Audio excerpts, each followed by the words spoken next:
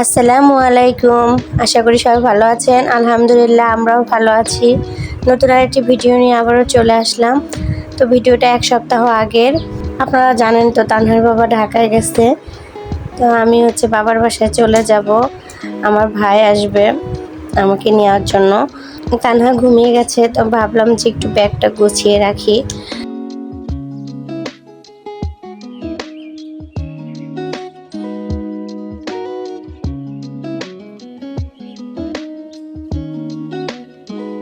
অনেকদিন থাকবো বাবার বাসায়, তাই তানহার জন্য হালকা একটু শীতের কাপড় নিলাম।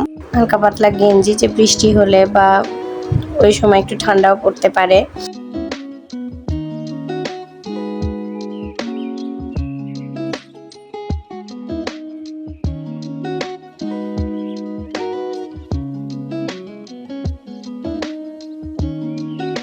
তানহার খাবারের জিনিসগুলো আমি গুছিয়ে নিলাম।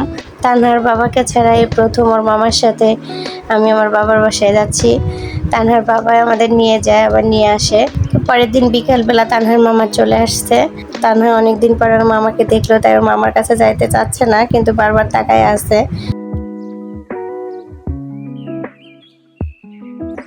তো আমি যে আমার জিনিসপাতিগুলো একটু ঢেকে রেখে যাব, কারণ অনেকদিন থাকবো, বাড়িতেও কেউ থাকবে না, সব কিছুতে ধুলাবালি পড়ে যাবে।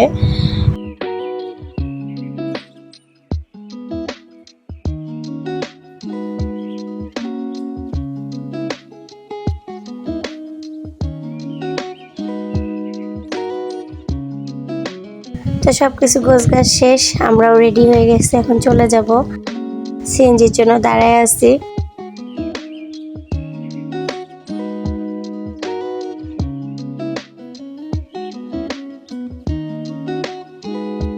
তারপর রংপুর থেকে আমরা মাইক্রোতে রওনা হয়েছিলাম, কিন্তু এই দেখেন রাস্তায় আমাদের মাইক্রো নষ্ট হয়ে গেছে। আমরা এখন কি আর বলবো, রাস্তায় বসে আছি কখন মাইক্রোটা ঠিক হয়। আমাদের মাইক্রোটা রাস্তায় 3বার নষ্ট হয়েছিল। আলহামদুলিল্লাহ 4টার দিকে বাড়িতে পৌঁছে গেছি।